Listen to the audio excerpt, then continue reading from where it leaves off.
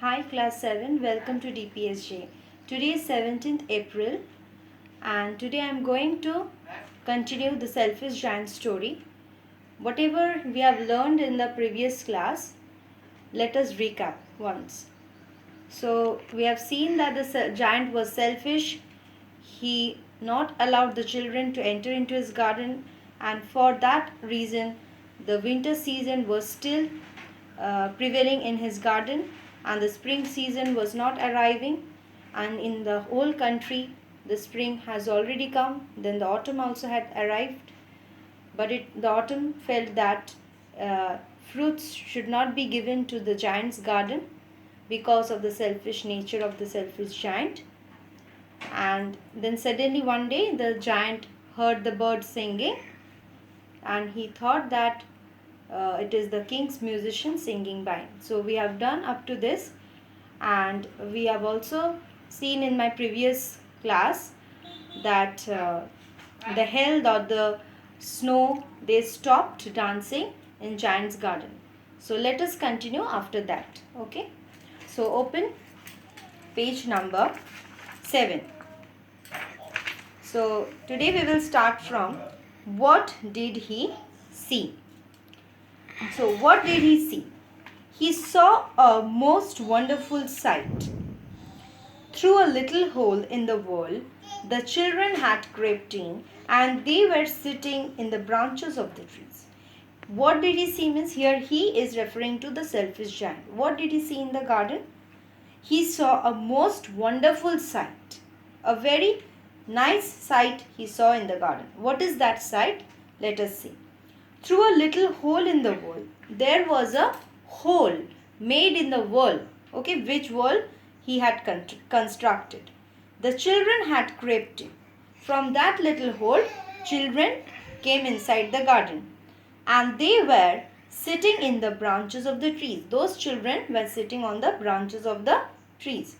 In every tree that he could see, there was a little child. All the trees in his garden, what he saw, in every tree there was a little child.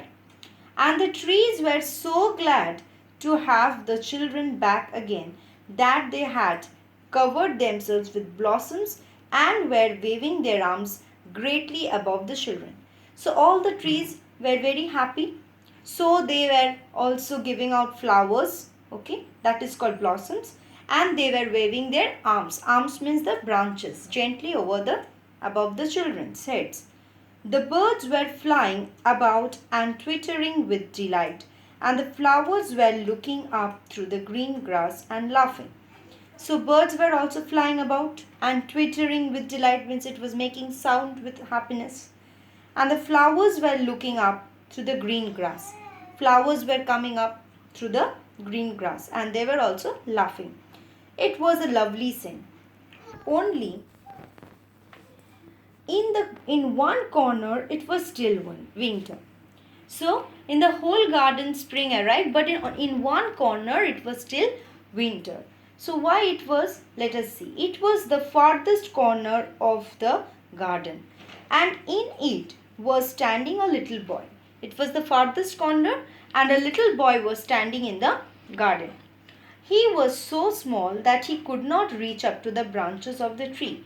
That boy was so small that he could not climb up the tree. Okay. And he was wandering all round it, crying bitterly. So as he could not climb up the tree, so he was crying bitterly. The poor tree was still quite covered with frost and snow, and the north wind was blowing and roaring above it. Only that particular tree was having the frost and snow covered, and north wind was also blowing over it. Why? Because the little child could not climb up the tree and sit on its branches, so the winter also prevailed there. Now, climb up, little boy, said the tree. The tree is asking the boy to climb up, and it bent its branches down as low as it could. The tree is bending its branches as down so that the little boy could reach the branch of the tree. But the boy was too tiny. Too tiny means was too small. And the giant's heart melted as he looked out. And the giant was watching all this incident which was going in his garden. How selfish I have been. Now the selfish giant realized that he was very selfish to these children, and he realized his own mistake. That's why he's telling how selfish I have been. He said, how now I know why the spring would not come here. I will put that poor little boy on the top of the tree, and then I will knock down the wall. So what he planned to do?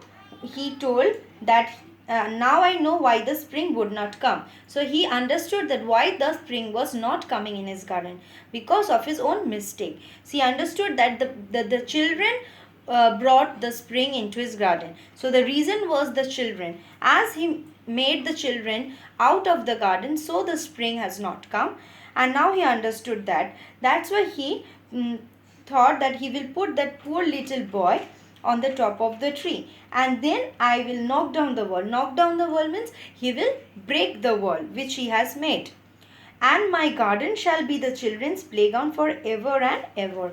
So now he broke that wall, and all the rules which he had made, like putting the notice, trespasses will be prosecuted, everything he broke down. And he told that now the garden will be only for the children forever and ever. He was really very sorry for what he had done. So today we have learned that how the selfish giant realized that what he has done previously was a mistake from his own part, and that's why he wanted to do some sacrifice for that.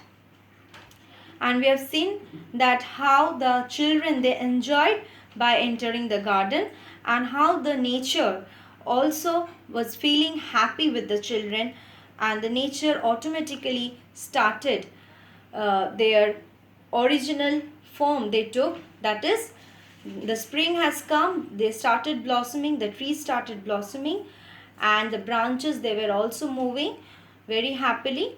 And the only a little boy who could not climb up the tree, he was very sad and crying bitterly, and only that particular tree on which he could not climb, the spring was not coming there. So the giant saw that, noticed that, and the giant helped the boy to climb up that tree. And by doing that, he wanted to realize his mistake. And after doing that, he told that he will knock down the wall and allow all the children to his garden. So we shall again continue the selfish giant in my next class. Okay, thank you.